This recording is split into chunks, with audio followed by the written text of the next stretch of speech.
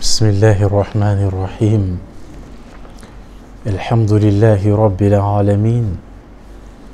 والصلاة والسلام على محمد خير نبي بعث وخير رسول أرسل وآل بيته المنتجبين أما بعد الحمد لله مليون فسكنوا دون فسكنوا أني فسكوكا أمي بيفو بدولينكو فسود نيمايالا بدولينكو كيرامانتون يالا بولي نيماندونا يسا كداكا ni yame ko mina kuma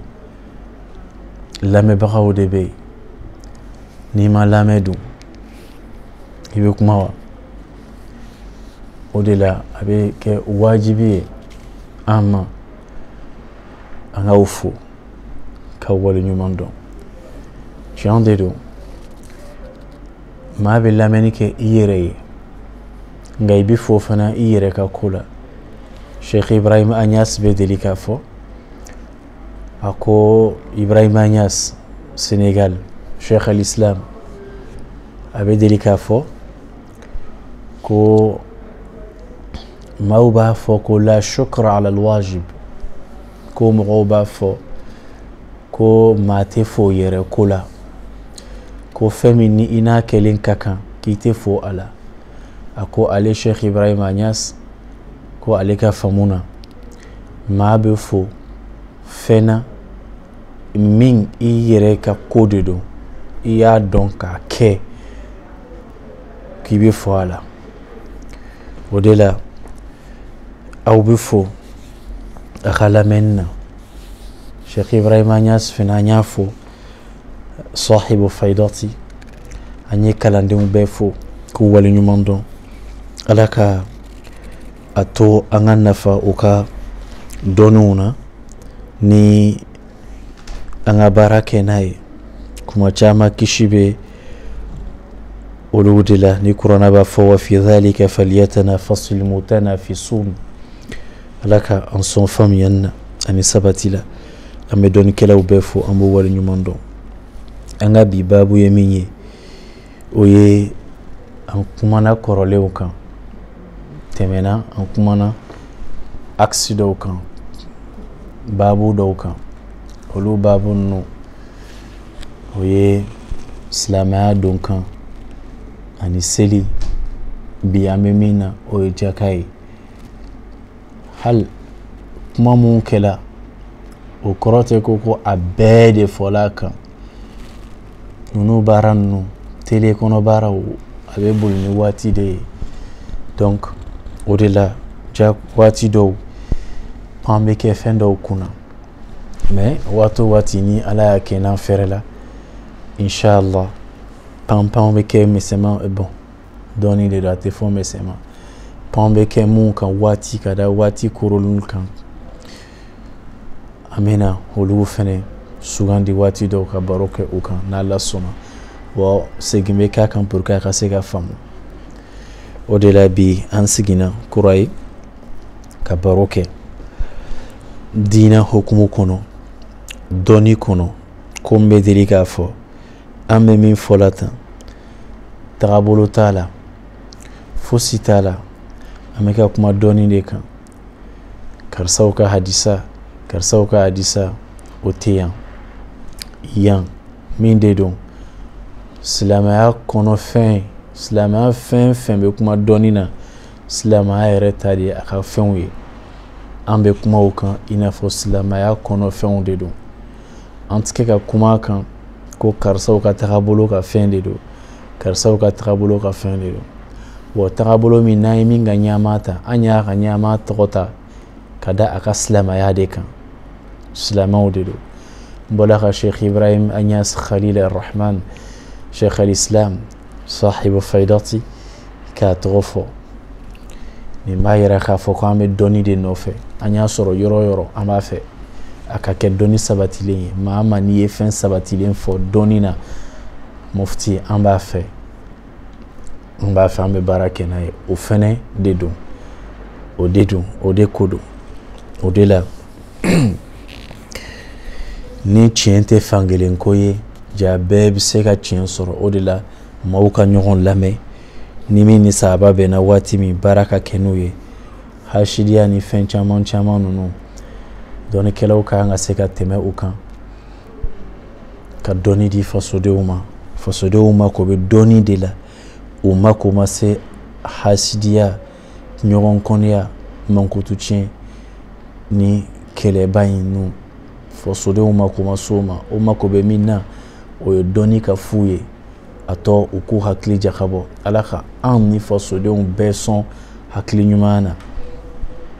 o de la bi ta ye min ye o ye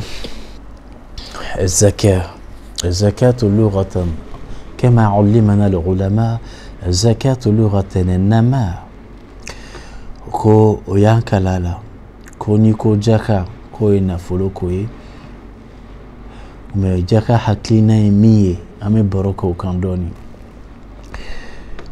ko jaka ye ka fɛn saniya zakat o ye ka nafolo a bɛ bɔ min na hakɛ dɔ de bɛ yen o hakɛ in bɛ bɔ a kɔnɔ ka a saniya donc an b'a faamuya ko ni ko jaka hakilina fila b'a kɔnɔ hakilina fɔlɔ o ye ne min y'a bɔbaga ye min ye silamɛ ye ne ni ala cɛ o ye fɔlɔ ye donc i bɛ taa sɔrɔ ka jaka bɔ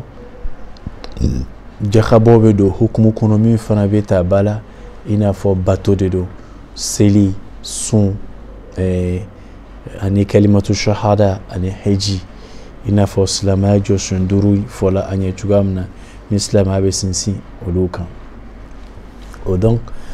o hukumu kɔnɔ jaka bɛ faamu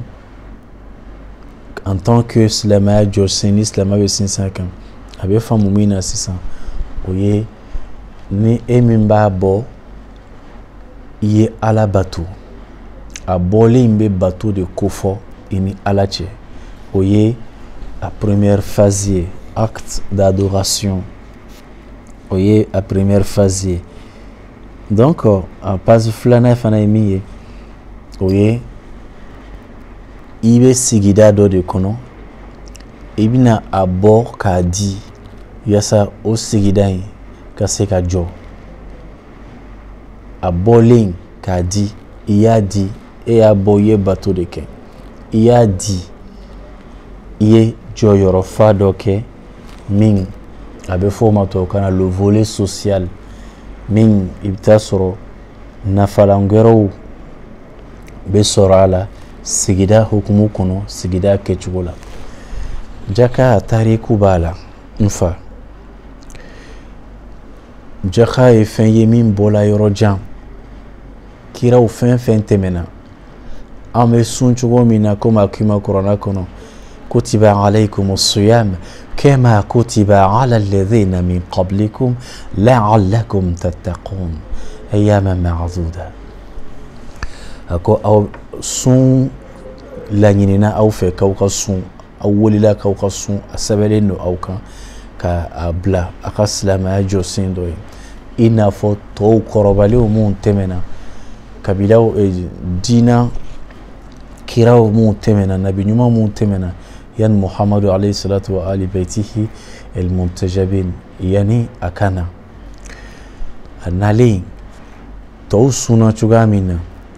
aw fana ka sun i bɛ taa sɔrɔ danfara dɔɔni bɛ kɛ mais sun ye a faamuna bon a bɛ tan de fɛnɛ kira tɔw selila mantɔnw selila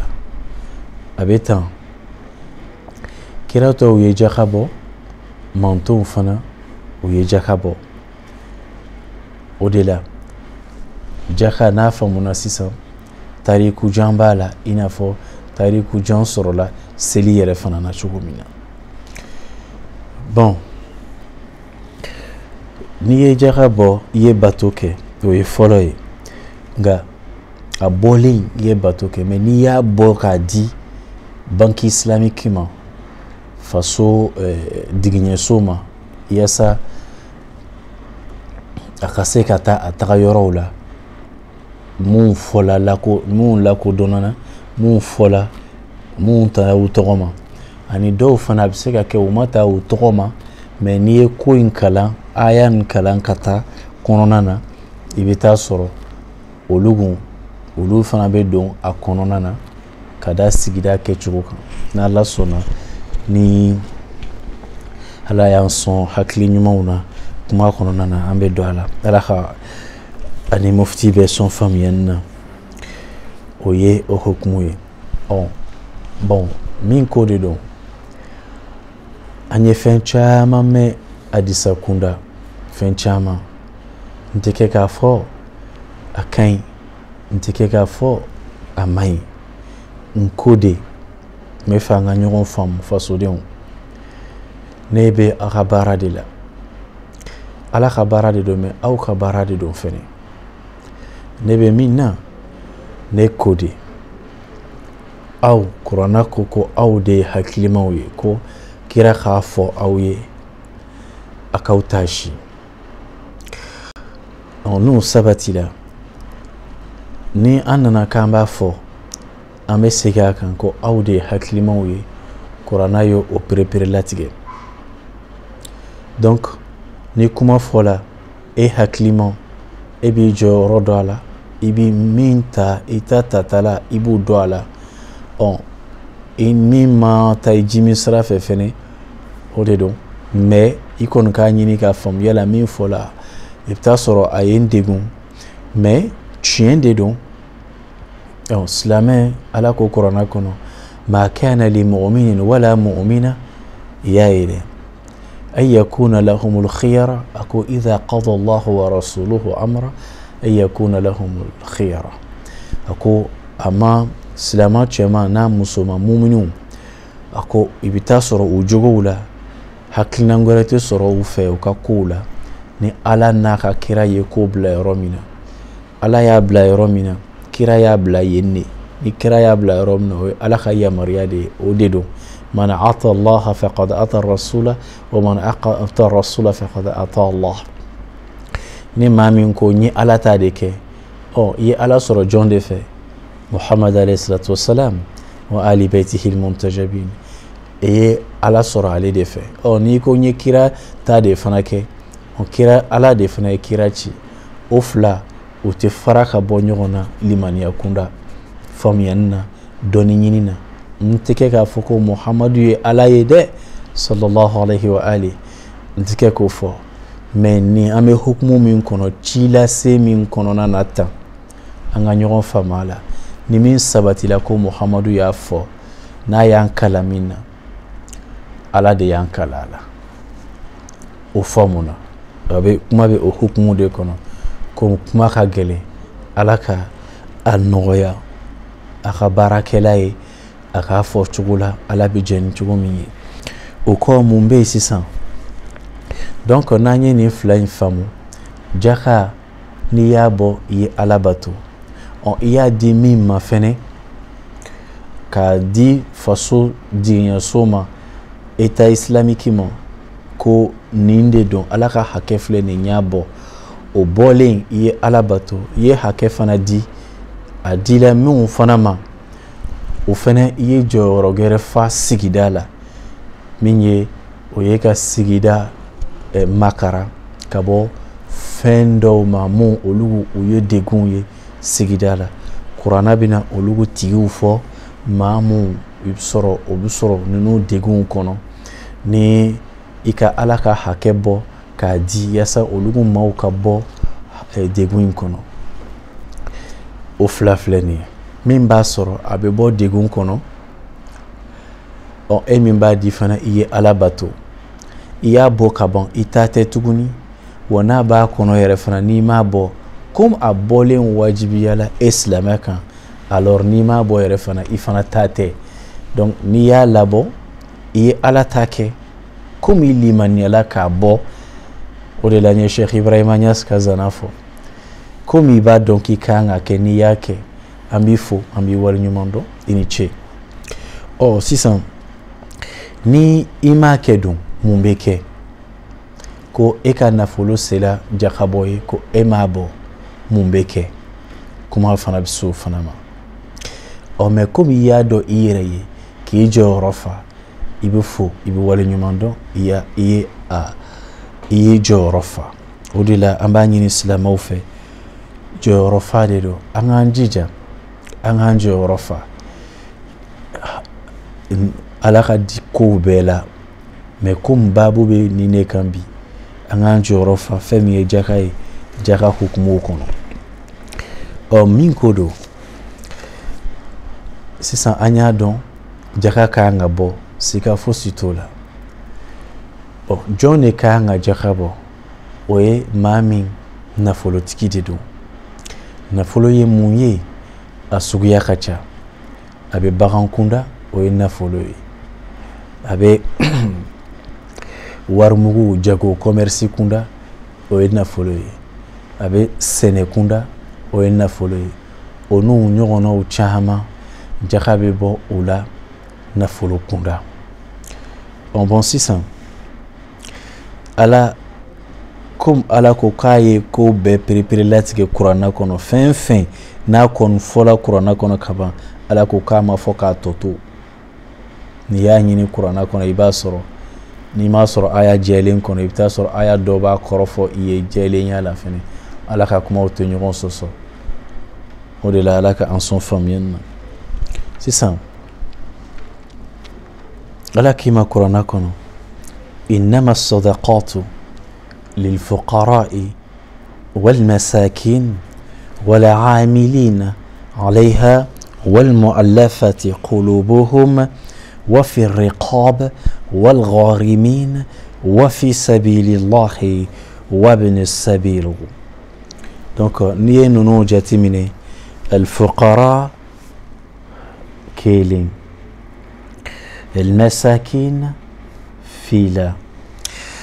العاملين عليها سابا أكيما والمؤلفة قلوبهم 4 وينانية أكو وفي الرقاب الذين في الرقاب وي دورناي الغارمين وي 6 ورناي في سبيل الله وي ولوفلناي أي شيء في سيسان ويجمعي ابن السبيل وي شيء bon sisan n'an y'a hakili to o la an bɛ mun faamu seegin tala o tɔgɔ ma pereperelatigɛ kunda ko silamɛw a ka ala kɛ hakɛ bɔ silamɛ nafolotigiw a ka ala ka hakɛ bɔ k'a di u ma sisan an b'a ye ko silamɛ dɔw b'u si bɛɛ kɛ ka sɔrɔ u bɛ wari sɔrɔ u bɛ hakɛ baara la mais o tɛ sela ka jaka bɔ ka da tafsiri kɛcogow kan n bɛ fɛ n fa e min bɛ kɛ ka mufti lamɛn k'i den de don k'a bɛ kɛ ka baro k'i fɛ n'a tɛ kɛ k'i sɔsɔ dɛ n'a tɛ kɛ k'a fɔ ko e ta in ka ɲi e ta in man ɲi o tɛ dɛ a bɛ kɛ de dɔrɔn k'a fɔ ko i k'i ta si i ka nin fana lamɛn ka nin fana filɛ ji dɔ kɔnɔ min ɲɛma jɔlen de don ka e bɛ min kan ani i den ye min fɔ k'o fara ɲɔgɔn kan hakilisigi kɔnɔna na kuranna ko e de ye hakilima ye papa e min bɛ lamɛnni kɛ la kuranna ko e de ye hakilima ye ja hakili bɛ e de la e de kan ka sisan i ka baara kɛ a fɔla an ye ko jaka ko 100,000 kɔnɔna na 12,000 de bɛ yen o ye 2,000 ni 400 walima 2,000 ni 500 12,000 la 12,500 environ o de bɛ 500,000 kɔnɔna na mais tafsiri kɛcogo sisan ne ye 100,000 sɔrɔ n filɛ nin ye a bɛ n bolo yala o 100,000 in kɔnɔ ne bɛ se ka 2,000 ni 500 in bɔ k'o di banki islamique ma baitul mali na walima k'a di maa ma min b'a dɔn ne yɛrɛ ka ka da kunnafoniw kan n b'a dɔn karisa n'a ka kan n y'a d'a ma walima ne ma kan tɛ k'a bɔ fo de o 100 in ne ka a labaara fo 100 in ka san wɛrɛ sɔrɔ n'a ye san wɛrɛ sɔrɔ sisan bénéfice min maralen don n bolo ka sɔrɔ wariko in tɛ dɛ wariko in tɛ dɛ 100 fɔlɔ in tɛ dɛ bénéfice n ye tɔnɔ min mara n bolo i y'a ye o tɔnɔ in 100 kɔnɔna min tola n ye 100 in labaara san dafa la n ye min mara n bolo o de la sisan n bɛ jaka bɔ o la o yɛrɛ in fana pour que jaka ka se ka bɔ a kadara kɔnɔ fo a ka se 100 ma pour que n ka se ka 2000 ni 500 bɔ a la k'a di o tafsiri kɛcogo in de y'a kɛ silamɛw fanba bɛɛ tɛ se la ka jaka bɔ ka da mun de kan parce que il faut que wari an ka sigidaw kɛcogo a bɛɛ k'a jateminɛ dɛ an bɛ balo de jour en jour de ni maliyɛn ye don 3 kɛ a ma taa sugu la a ka ca ala bolo balo bɛ gɛlɛya a bolo o kɔrɔ k'a ma se jaka bɔ ma a faamuna ɔ sisan ni ne de ye 100 sɔrɔ jalakun ne kɔrɔkɛ walima ne balima dɔ ye 100 di yan ko n ka baara kɛ n'a ye jaka tɛ se ka bɔ o la fo n ka baara de kɛ ka san kɔnɔ ɔ ni san dafala wari tɔnɔ min maralen no n bolo n'o ma se jaka bɔ ma jaka tɛ b'o la tuguni fo n ka continuer ka taa ɔ bon sisan k'a fɔ ko maa ka wari labaara san ni san c'est à dire que ni n ye baara daminɛ ɲina fɛn na janvier la sɔfuru la o y'an ka silama kalo ye bon n t'a dɔn ni silama kalo de don walima arabuw ka kalo de don a kun b'u fɛ yen ka kɔrɔ ne t'a dɔn sisan silama kalo ye juma ye farafin kalo ye juma ye parce que n'i ko janvier an b'a dɔn janvier ye min ye fɛn dɔw tɔgɔw de don mun olu fɔlen yɛrɛ a k'an ka se ka an bila ka taa si ɲɛnama n m'a fɔ k'a fɔlen man ɲi mais ko de a k'an ka se ka an bila ka a taa si a hukumu kɔnɔna na nka n'an fɛnɛ ko n'an ye sɔfuru fana fɔ ka i n'a fɔ ka rabil awal rabil ninnu fɔ an bɛ o mun fɔ fana fɔ arabukan na yala yanni kuranɛ Muhammad alayhi salatu wasalam kira ka na ni silamɛya ye yala olu fana kun tɛ yen wa o kun bɛ yen jasiya dɔw ka kan de don mais an t'a dɔn sisan an kɔni bɛ kɛ k'a ɲini silamɛya kɔni ko san ye kalo 12 ye inna addata shuhuri inda Allahi 12 shahra o dɔnnen de don an b'a jate sɔfur an bɛ taa an bɛ 9 kɛ ramadan ye an bɛ zulhajja kɛ zulqada an bɛ jatew minɛ tan ka sɔrɔ yanni silamɛya ka na ramadan kun bɛ yen an ma na n'a ye o an y'a sɔrɔ arabuw b'a fɔ mais an nana an y'a fara ɲɔgɔn kan sisan kalan bɛ yan mais komi baabu t'a kɔnɔ mais ne b'a dɔn don min na n seginna a kama o fana bɛ wɔrɔ tiga dɔ fɛ o fana ye tiga dɔ ye min bɛ wɔrɔ ni n'Ala sɔnna an t'a wɔrɔ ɲɔgɔn kɔ an b'a wɔrɔ ka fara to ɲɔgɔn fɛ ka baro kɛ ɲɔgɔn fɛ bon n'a tigɛ kisɛ fana bɔla fɛnɛ n'Ala sɔnna an b'o fana dun ɲɔgɔn fɛ hɛrɛ ni baden na ka sɔrɔ an ma tigɛ ɲɔgɔn na mufti tɛ kɛ ka maa si kɛlɛ n fa a tɛ kɛ k'i kɛlɛ dɛ a bɛ fɛ de dɔrɔn i k'i ta si min de ko don taa ka segin a kun ye ko ka faamu ɲɛnama yaasa n'an bɛ kuma an kana ɲɔgɔn jalaki mun ni jaka ka kan u dɔnnen de don mun kan ka jaka bɔ u dɔnnen de don sisan min kan ka jaka bɔ an bɛ olu de ka hukumu kɔnɔ o de la ne y'a fɔ tafsiriw kɛcogo de y'a kɛ i bɛ maa caman sɔrɔ wari b'u bolo wari kadara jaka bɛ se ka bɔ a kɔnɔ mais komi a fɔla u ye ko fo san ni san o tɛ jaka bɔ parce que san ma dafa yanni san ka dafa o wari bɛ tiɲɛ u bolo n'olu si bɛ u ma deli ka jaka bɔ u ba kelen b'an ka duw kɔnɔ sisan san min fɔla min tɔgɔ ko arabukan n'an b'a fɔ el hawl n'i ye Muwatta Maliki ta a b'a kɔnɔ hawl n'i ye fɛn ta صحيح البخاري الشرح الإمام أبي عبد الله محمد بن إسماعيل بن إبراهيم المغير من فين إمام البخاري نية أفناك حاشية السندي نية أو تفسير كجاتيو مناك وفنا بيحاولوا في جامع من حول إلى الحول من حول إلى الحول donc sani jaka be bɔ mais n'i ye kuranna mumɛ bɛɛ ta k'a yala k'a filɛ kuranna mumɛ bɛɛ ne y'a fa u ye n fa kuranna in dɛ o de ko don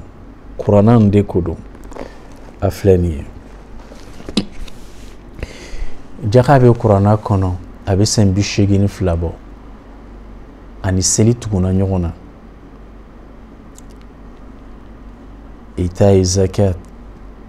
أقيموا الصلاة وآتوا الزكاة أبو كلا donc لا شك أن الزكاة واجبة ما دمت مسلما et donc au fond munene do ko jaka e wajibi de tant que est islamai c'est ka fosita la bon maintenant comment be minka e min jone babo doni kera o yan kalala anono gafe o no mume o be konona na afleni o chama o famba o presque o kumana sandena donc ça veut dire que ni mami masamunu baram na folo mi masambo jakat sega bo ala on o kuma kise ko san el haul o ate kuranna kono ko fo wari ka labara a ka san bɔ o te kuranna kono san ma f'i ye kuranna kono a ko de k'i ka jaka bɔ i ka nafolo la i ka jaka bɔ i ka nafolo la san ma f'i ye kuranna kono n bɛ segin a kan san ma f'i ye kuranna kɔnɔ k'i ka jaka de bɔ i ka nafolo la i bɛ min sɔrɔ k'i ka jaka bɔ a la i k'a saniya i ye min sɔrɔ k'i k'o de saniya n bɛ fɛ an ka ɲɔgɔn faamu parce que mufti bɛ kɛ ka fɛn dɔw fɔ ne b'a dɔn kuma caman a bɛ mɔgɔ caman degun mais n bɛ fɛ de an bɛɛ k'an ta si ɲɔgɔn fɛ dɔɔni kɔnɔna na o kɔrɔ tɛ ko k'a b'a dɔn dɛ ni bɛɛ ye ayi mais dɔ de bɛ dɔ boloda dɔ de bɛ ko dɔ boloda ala b'i dɛmɛ i den bɛ kɛ ka min f'i ye tan n'a y'a ɲini e yɛrɛ fɛ i k'i ta si i fana k'i ta si a sen fɛ kuranna in ta i yɛrɛ fana k'i ta si a sen fɛ ala ko de k'a ka jaka bɔ donc sisan hadisa filɛ nin ye min bɛ se ka an dɛmɛ k'a faamu mais n y'a mɛn ko hadisa ko o de bɛ kuranna tafsiri kɛ ne y'o de mɛn mɔgɔ caman de b'o fɔ ko kuranna bɛ hadisa kɔrɔ fɔ pardon yafa n ma ko hadisa ko o bɛ kuranna kɔrɔ fɔ ni hadisa de bɛ kuranna kɔrɔ fɔ munna kira ko k'i kana hadisa sɛbɛn o tuma kira tɛ fɛ e ka kuranna kɔrɔ faamu de ya ni hadisa de bɛ kuranna kɔrɔ fɔ ne bɛ se ka segin a kan an k'an ta si ɲɔgɔn fɛ ne tɛ kɛ k'a f'i ye ko n b'a dɔn dɛ ne ko de e ni ne komi ne ye e den ye komi ne ye e dɔgɔkɛ ye komi ne ye e ka baarakɛla de ye komi ne ye e ka baara de la yaasa e k'a faamu ne m'a fɔ ni ne tɛ i tɛ faamuyali sɔrɔ dɛ mais komi jɔyɔrɔ de don ala y'a kɛ ne fana b'a la n bɛ kɛ ka dɔ fɔ a la an k'an ta si ɲɔgɔn fɛ ni hadisa nin filɛ nin ye nin ye sahih al-bukhari de ye nin ye a interprétation a tafsiri mumɛ de ye nin ye a bɛ taa volume caman na mais jaka be min kono anyo de taye ka fle ikata ika ajuzu awal uflana bihashiya السندي إكوتا إكوفل مجلل أول fin دار الفكرية مين interprété مين publication كي دار الفكر لبنان ودوني دعنا دون كلاو بيف أبو بيبولو كما كراتي كما كراتي ده mais famiyani mbese kanyata do sona sama alaka ambeke ma famiyali onye comme Adissa bia ni mi unkoko Adissa de be Qur'ana korofo ni fo Adissa de kaseka Qur'ana korofo on munde na kira ko akana Adissa sebe o donende do o fomuna kira ma Adissa sebe ama ma bla fana ka sebe do yere ya sebe ko ka fay effacer abemi emoho ako ka joshiga boy do kilenye Abu Bakr ma Adissa sebe Umar ma Adissa sebe Usman ma Adissa sebe Imam Ali ma Adissa sebe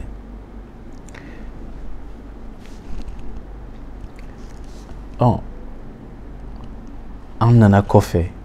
an y'a sɛbɛ an tilala k'a fɔ ko o de bɛ kuranna kɔrɔ fɔ kalifa fɔlɔ naani fɔlɔ min tɛmɛna o kuma olu ma kuranna faamu wa parce que o m'a sɛbɛ o kuma olu m'a faamu dɛ n'o m'a faamu baasi t'a la mais o kɔni ye kira ye o y'a ta a da a bɛ wasa kɛ n'u y'a faamu fɛnɛ alhamdulillah o ye kira ye o ni sɛ an b'o fɔ an b'o waleɲuman dɔn o y'o wasa ka diina d'a ma mais n tɛ kɛ k'a fɔ ko ni hadisa in o de don ou bien o tɛ n ko de n b'a kalan an ka baro kɛ a kan a bɛ na komi n y'a f'i ye wa aqimu salata wa atu zaka a bɛ na kuranna kɔnɔ a fɔla an ye ko ibn Abbas y'a fɔ حدثني أبو سفيان كو أبو سفيان يافو إيكون بي أبو سفيان دون ابن حرب معاوية فعلي معاوية بن أبي سفيان بن حرب ودو نسلم يالا واتي جمع إكلمنيك وقال ابن عباس كو ابن عباس دي يافو رضي الله عنهما نيافيه ala ma fo ma shie Qur'ana kono ki ka fo ka le jenani sahabai akode ki ka fo ko ala khayya fa sahabauma o de be Qur'ana kono suratul husharati aya konontona suratul hashr aya konontona donc nene ma fo radiyallahu anhu bashi fo sitala ala kode ki ka fo ka le khayya fa uma والذين جاءوا من بعدهم يقولون ربنا اغفر لنا ولإخواننا الذين سبقونا بالإيمان نبي أوديكا ما فوكي كان تانيغونا كده من كده قرانا ينكونونا على ما فيكي كافو كالي جنان كرسي أكودي كو علي يفلا كيكا يفانيني إيري كا يفانيني إيكا كوربالو فناي olu yanga korobalo nde sabaquna bil iman okona anye liman yakono ala khayafa anu bema o de fola ne yo de ye corona kono o kise dalende do on est seka pan okuna kata dogere fo minte corona kono ma fon kainde me nyen nin koni ye ala ye ni noya nyinka la bala fion bena nyadama dende me nyen nin koni ye ifana ki hakli jakhabo ede hakilima ye corona yo de fo abe alaka ni ne aka ambe son famiyanna hakili sigi kono basigila doni nyinina dongo don klobeta kalanso alaka anson doni min kodon akodama kala min kodon akodama famiyani min kodon nefa ala kodo ansenkoro alaka ansenkoro matinti ekala mere ko ibn Abbas mi Abdullah ibn Abbas ko odeyafo ko hadathani Abu Sufyan ko Abu Sufyan ya afo alayhi Abu Sufyan m'a fɔ ko Abdullah ibn Abbas y'a fɔ dɛ. N'a kun y'o fɔ ne kun bɛ se k'a faamu nɔgɔya yɛrɛ la. Mais ko Abu Sufyan Abbas de y'a fɔ ko Abu Sufyan de y'a fɔ ale ye. Y'a mɛn dɛ. فذكر حديث النبي كو أيني حديثين فو فقال أيافو يأمر بالصلاة والزكاة والصلة والعفاف كو كرا فذكر حديث أيني حديثين فو كو النبي كبو كرا لا فقال نبي كفو كو يأمر ko akumbe maya maria selila ani jakala ani wasulatu ni sinjitugula ani wala afaf ani hine o famuna ma fa ko kuma kisai mainde nin korobe famu hanna ma fa ma yeni kira jogo o famu len jo me hadisa labaralin kunda min ya fo ko min ya fo ale ike hakli jakhaba olade ni ye denmisɛnnin ye n'a lamɔna n'a bɛ boli ka taa ka sigi k'a ka denmisɛnninya kɛ Abdullah ibn Abbas kira fatura k'o to funanŋɛniya la ni kira ye duwawu k'a ye n'an yɛrɛ bɛ to k'a wele ko habra al-islam n'an bɛ a ko ka d'an ye ni dɔnnikɛla de don ni nkalon caman dala la nkalon ba miliyɔn yirikaw de dala la hali a yɛrɛ ka kalandenw dɔw ye nkalon da la ala ka an sɔn faamuya na o dɔnniw kisɛw bɛ yen olu tɛ nkalon kumaw ye mufti ne bɛ kɛ de ka fɛn f'i ye i k'i ta si mais k'a fɔ yɛrɛ ko Abu Sufyan de y'a fɔ Abdullah ibn Abbas ye o bɛ faamu cogo di a y'a fɔ k'a to min Abu Sufyan donna silamɛya la kuma jumɛn o kɔfɛ san joli kɛla jaka wajibiyala silamɛya kɔnɔ yani a makan ka minɛ Abu Sufyan donna silamɛya la kuma jumɛn a ka dɔnnikɛlaw ɲininka o k'o f'aw ye ni ale de b'a fɔ ko ni Abdullah ibn Abbas de b'a fɔ ko Abu Sufyan de y'a fɔ ne ye Abu Sufyan b'o fɔ a ye cogo jumɛn ni min ye kalan kɛ karamɔgɔ fɛ ka mɔn a bolo ni i bɛnkɛ i cousin de don ni b'a nɔ a bolo ka yala ni bɛ dɔnni t'a fɛ ni bɛ a ka denmisɛnnin ɲumanw kɔnɔna na ka yala denmisɛnnin ɲumanw dɔw ye ni cɛkɔrɔba min donna silamɛya la a bɛ don silamɛya la dɔrɔn wahayu yɛrɛ bɛ kɛ ka ban ale de ko cɛkɔrɔba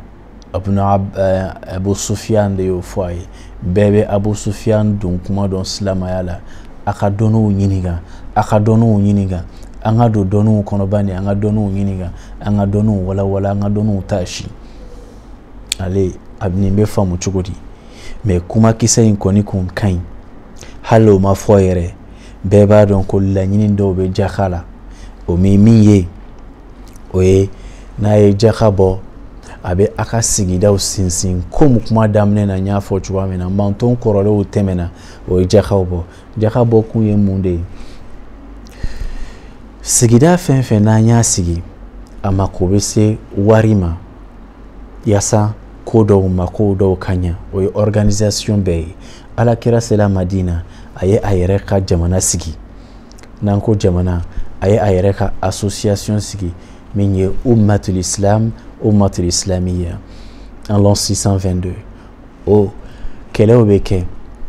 juguw bɛna ka n'a kɛlɛ fɛn caman n'u taara kɛlɛ la musow bɛ sa cɛw bɛ sa kɛnɛ kan o denw bɛ to yen o musow bɛ to u kɔ ni fɛn dɔ ma sɔrɔ labɛn dɔ ma sɔrɔ ka banki dɔ yɛlɛ ka économie dɔ kɛ i n'a fɔ ka waribon dɔ sɔrɔ ka diginɛ dɔ sɔrɔ min ye foroba diginɛ ye min bɛ se ka tali kɛ ka joba fɛn dɛmɛ fantanw mun bɛ sigida kɔnɔ dɔw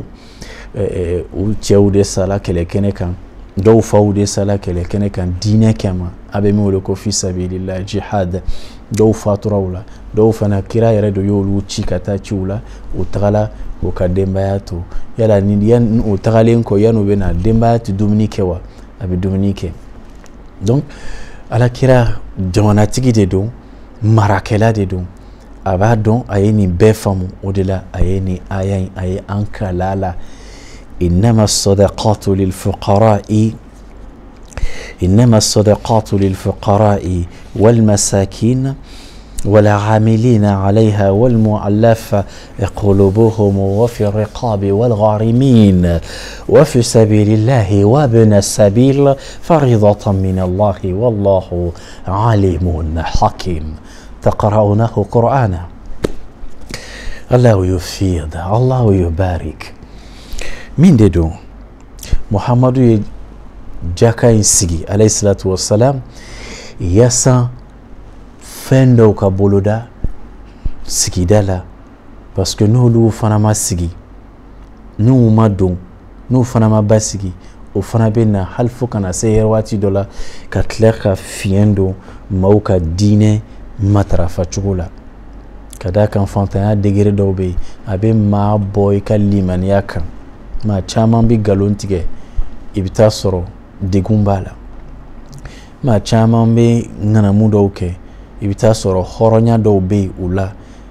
ni ko dɔw matarafa la o tɛ sɔn ka nkalon tigɛ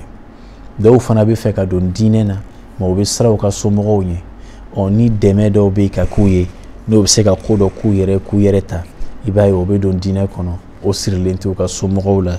fɛn min ye hɔn ni nafolo kundaw ye ninnu fɛɛrɛw bɛɛ alakira alayhi salatu wasalam a ye ninnu bɛɛ de miiri ka ninnu bɛɛ jateminɛ ne ka sigida in o kuma ne ka sigida in ni fɛn dɔ tɛ yen min bɛ wele ko digiɲɛso fond social min bɛ se ka ta ka dɛmɛ kɛ ni o tɛ yen maa minnu bɛ degun kɔnɔ olu bɛ kɛ cogo di donc an ka ala deli ala ka an kisi fantanya ma fantanya jugu ala ka na o sama kira yɛrɛ bɛ o duwawu kɛ i y'a ye dɛ donc mais a filɛ hadisa filɛ kira bɛ ka duwawu kɛ k'ala k'an kiti fantanya ma dɔw ko kira fana ko hadisa o bɛ yen ko kira ko n'ala bɛ maa min fɛ k'a b'a tigi kɛ fantan de ye n'ala bɛ min fɛ a b'o kɛ fantan ye kira ko ala k'an kisi fantanya ma o kɔrɔ ko ala kana kɛ mɔgɔw fɛ dɛ nin de ye hadisa ye i k'i miiri n'a bɛnn'i ma a ta i ka baara kɛ n'a ye i ka karamɔgɔ de y'a fɔ allahu alam mais ne kɔni b'a dɔn kira t'a a kunu k'a fɔnɔ kira tɛ kuranɛ sɔsɔ kira de ye kuranɛ ye ale de y'a bɔ an da a da ka an kala la alayhi salatu wasalam a y'a fɔ an ye si bɛɛ a ka kiraya si bɛɛ ninnu tasi mun labilala k'a dɔn ko faso jamana tɛ se ka pan jamana tɛ se ka développer ka yiriwa il faut que banque dɔ de ka sɔrɔ mun bɛ maaw dɛmɛ o de la jaka donna silamɛya la ala ye muhamadu kalan nin na muhamadu ka anw kala la an ka kɛ an ka sigida kɛcogo ye ka organiser ka bɛn bɛɛ k'i jɔyɔrɔ fa sisan mun de la a bɛ kɛ ka an b'a ye silamɛw cɛma fantanfɛnw bɛ yen hali dala dumuni ka gɛlɛn u ma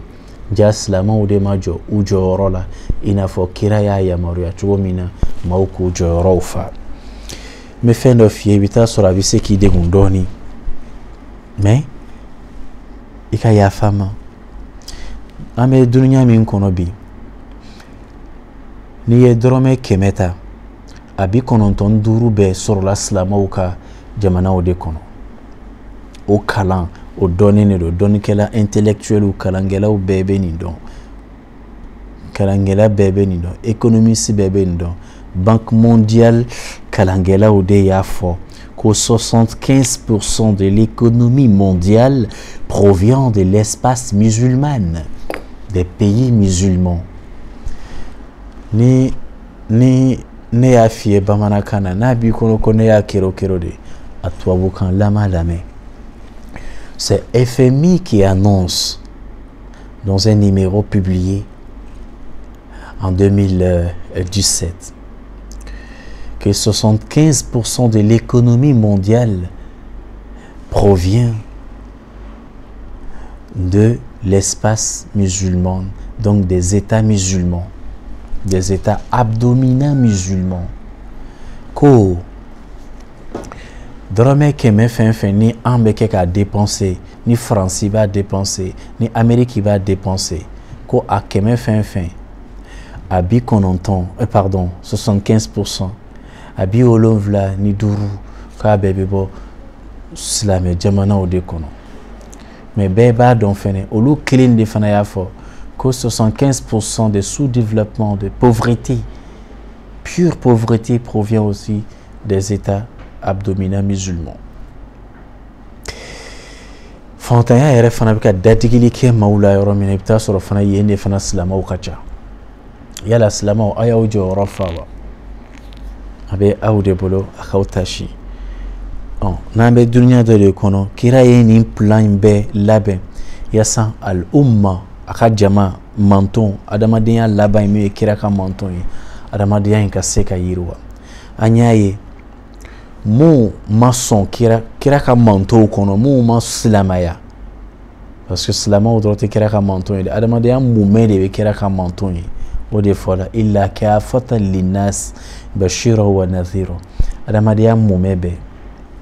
Sisan o adamadenya mumɛ bɛɛ i bɛ taa sɔrɔ mun ma sɔn ka don silamɛya kɔnɔ olu yɛrɛ de ka ko tagacogo labɛnna olu de ye nin kuranna kolo in faamu ka kira ka hakilina in faamu n'o bɛ kɛ ka baara kɛ n'a ye ka tɛmɛ silamɛw yɛrɛ kan ka sɔrɔ warimugu min bɛ bɔ pétrole ni fɛn ni gazi ni fɛn ninnu bɛ bɔ silamɛw ka yɔrɔw la ni olu de b'a wari in ta ka aya in baara n'a ye silamɛw jɔyɔrɔ la ka sɔrɔ o tɛ Muhamadu yɛrɛ o ma jɛ ni Muhamadu alayhi salatu wasalam o ma jɛ n'a ye yɛrɛ mais o jɛra n'a ka hakili in ye n'u bɛ baara kɛ n'a ye mais k'a fɔ diinɛ ko n ka n yɛrɛ di Ala ma o ma yen faamu fɔlɔ Ala ka an n'u bɛɛ sɔn faamuyali na mais n bɛ fɛ k'a fɔ de mun ye anw bila ka to kɔ Muhamadu ka nin baara in na ni a y'an kala la sallallahu alayhi wa ali baitihi ni anw yɛrɛ ka tila ka nafolo in d'an ma ni anw ta de don ni fantanya fana bɛ anw de fɛ n'an b'an ka warimuguw bɛɛ ɲun fana ka taa sigi olu fɛ ye k'a d'u ma ye o b'o warimugu kelen kelen de ta fɛnɛ ka silamɛ jamanaw fana kɛlɛ ka molifaw ni guerre fɛnw san ka silamɛw kɛlɛ n'a ye aw yɛrɛ ka wari o b'o de ta ka aw kɛlɛ o mana bɔsi aw la dɛ aw yɛrɛ de fana tala ka taa d'u ma haba b'i ka bolo wari ɲun ka taa di a b'o ta fana k'i yɛrɛ kɛlɛ i b'o ta sunu ka taa di tuguni Makan jamana Arabie Saoudite dɔrɔn fo kana se 2016 ma Arabie Saoudite dɔrɔn fait 16% de l'économie des États-Unis d'Amérique 16% silamɛ jamana kelen pe fait 16% jamana kelen o de bɛ 16% jɔyɔrɔ 16 na jamana Amérique wari Arabie Saoudite hakɛ min bɛ Amérique wari kɔnɔ o ye jɔyɔrɔ 16 na ye fo kana se 2016 ma jamana 50 ni kɔ o de bɛ kɛ ka balo jamana kelen na tan Arabie Saoudite de ye nin ye tan a bɛ taa seli Maka ni fɛn mun na tan o de ye nin ye Ala k'an sɔn hakili ɲuman na kira y'a fɔ hadisaw bɛ yen an y'a mɛn ko kira y'a fɔ ko quzatan k'a bɛna tugu o nɔfɛ ka tugu o nɔfɛ hali n'u donna ɲinɛwo la k'a bɛ don o nɔfɛ ka taa ɲinɛwo in kɔnɔ mais Ala k'an sɔn faamuyali na kira donc o volet social nin jaka nakun de ye nin ye yaasa maaw ka se ka ɲɔgɔn jigi tugu ka sinjiw tugu ka balimaya sinsin balimaya min ko de don balimaya ne ni karisa bɛ ba kelen fa kelen o faamuna mais cette fois-ci a ko ikhwanukum fi din a aya bɛ kuranna kɔnɔ a ko فإن تابوا وأقاموا الصلاة وآتوا الزكاة فإخوانكم في الدين ولو donc aw balimaw de don diinɛ kɔnɔ التأخى وبالمايا عند إخوان في الدين إخوان الإيمان أو كوفان بعد فنابو أولا كو ماوكو حكليتو جاكابو أو سنجي سويانو أو سنجي فلاناي سلاماكا سنجي أني kabila sinji o sinji filanan bɛ silamɛya ta ye ko o jɔyɔrɔ ka bon k'an ka hakili to a la jakaw bɛ olu matarafa ka d'a kan ne b'a bɔ ne ala bato mais a bɛ taa di min ma i bɛ taa sɔrɔ ne wolo balima tɛ ne dɔgɔkɛ tɛ ne cousin tɛ mais n balima de don parce que diinɛ silamɛ de don bon sisan jaka o de ye nin ye min fɔla an y'a ɲanti ye société fɛn fɛn tɛmɛna guerrew kɛla yasa maaw ka se k'u ka wariw sɔrɔ k'u ka sigidaw matarafa n'a ye n'i y'a ye o bɛ jamana bɛ jamana kɛlɛ wari kama pétrole kama Irak kɛlɛla Kadhafi kɛlɛla fɛn bɛɛ kɛlɛla i ka pétrole kama c'est parce que wari ɲinina b'a dɔn de ko fɛn dɔw tɛ taa wari kɔ o de la alakira fana y'a faamu alakira y'an kala la ko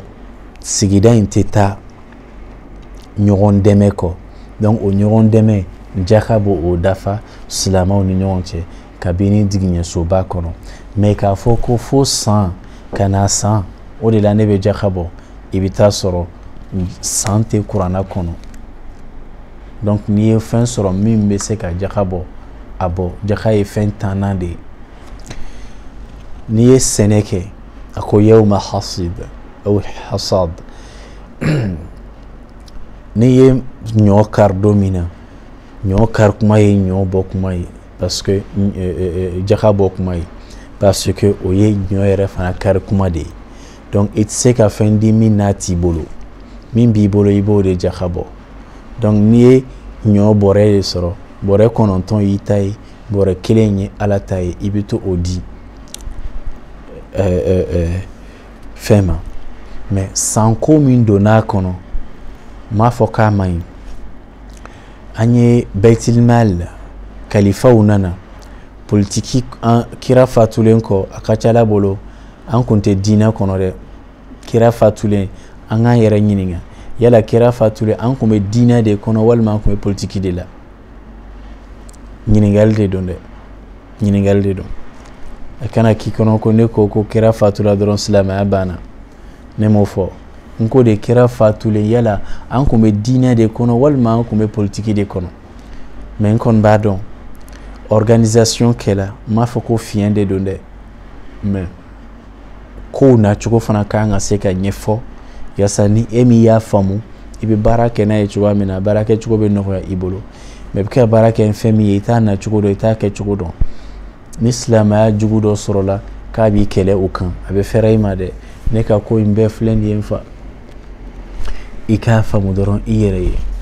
ne b'o dɔrɔn de nɔfɛ i k'i tasi ala ko tah ma anzalna alayka alkitaba litashqa